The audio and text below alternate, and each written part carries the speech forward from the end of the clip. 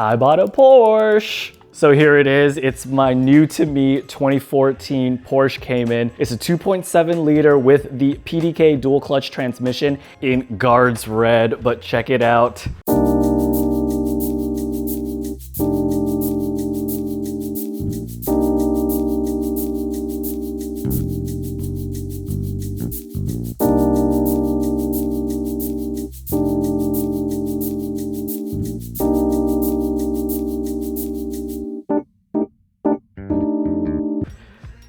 It looks so good, right? I mean, this thing is super cool. 12 years old, 100,000 miles. It's got like 275 horsepower, so it's not super quick, but it's peppy. It revs to 7,500 RPM. And it has a flat 6, so it sounds amazing. Now, even though it is a base model, it does have a lot of things going for it. It shares a lot of the same performance as the higher end models. Obviously, if we go as high as the GT4, that's a little bit of a stretch. But as far as like jumping up to like the S models, you know, you're really only giving up maybe like slightly larger brakes.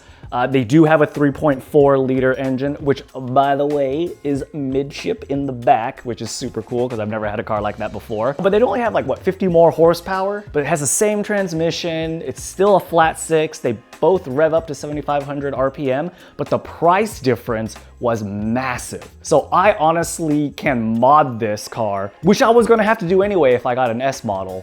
But I could get to mod it the way I want it, and it'll be about the same if I just bought the car as an S model, like stock. So kind of a no-brainer for me to go for the 2.7 liter in that case. Now, if you've been following the channel, you know that I said that the STI was probably gonna be my forever car.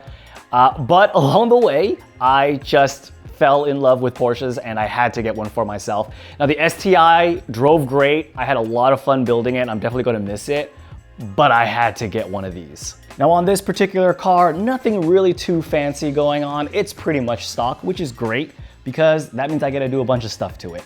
The wheels, however, I believe are, I looked it up, I think they're like Ruger 19-inch flow-formed wheels. Cool. Most likely somewhere down the road, I'll get those swapped out, but these are brand new tires, by the way, so, you know, maybe we'll hang on to these for a little while. One of the reasons why I wanted this particular car is it has a great service history. I mean, the previous owner took it almost exclusively to the Porsche dealership, which is great because he spent $300 on labor to replace a halogen light bulb, which is insane because this is super easy to do. But I'm glad he did it because it has a full service history. Matter of fact, he did the major maintenance, the really expensive multi-$1,000 maintenance just last year and about maybe 7,000 miles ago. So this is a perfect example. I didn't have to spend any extra money to get this thing back to normal, which is a nice refresher because I'm so used to buying cars and having to do a bunch of work just to get them to be normal. And the reason is because your boy finally learned his lesson and got a PPI pre-purchase inspection on this car before I bought it. And it came back pretty damn clean. So yeah, I am learning my lesson. I am learning my lesson. And that's how we got such a clean example of a car this time around. Now, I feel pretty lucky getting this particular car because everybody listing their Porsche Caymans were delusional.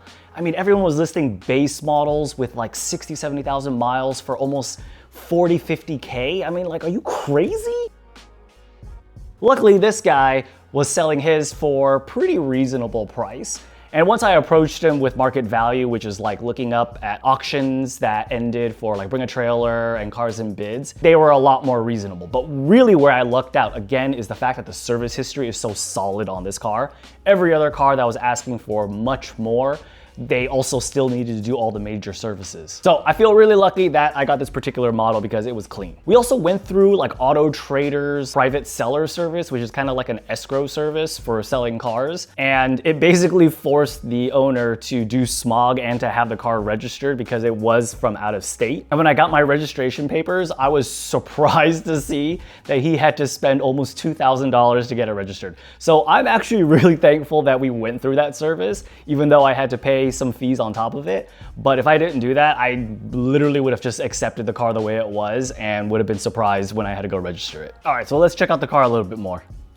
Now let's talk about plans that I have for this car. Again, I'm not gonna go too super crazy, but I think we have a lot of stuff we can work with. So like I mentioned, the wheels, not bad. The tires are brand new, so it's a shame, but they're not quite what I would want for this car. So probably wheels and tires is something that I'm thinking of doing. Suspension wise, the car handles pretty good, but I think there is some room for improvement, which eventually down the line that we can get to. Exhaust, it sounds pretty damn good already.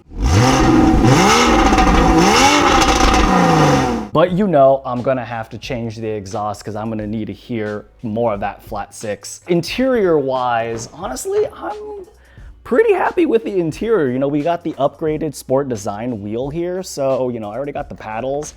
They don't feel super cool, so maybe we can do something there. The radio, you know, this thing doesn't have a backup camera. I forget how old it is. So maybe we could do something there. The seats, honestly, they're not bad. They're not bad at all. I think we might be okay there, but really there's not also that much interior to work with as well. Maybe a dash cam so, you know, no one screws me on the street or anything like that. Looks wise, I think the car looks great as it is. I think we can definitely do some improvements, you know, maybe a front lip or something. I definitely want a rear wing of some sort, something a little bit bigger. Again, I love how the GT4 looks. I love 911 GT3s and all that stuff. So I kind of want a wing, maybe not as crazy, but definitely something a little bit more. So there's definitely something that we can do there. Brakes wise, I think this is what we're gonna be working with. They already got 4-pots and everything like that. Maybe we'll get some new pads and rotors just to get it track ready when we do eventually hit the track, because you know we gotta hit the track. And then something a little bit more special to this is that you can see through here there's a radiator and there's another radiator on the other side. So this has 2 radiators in the front.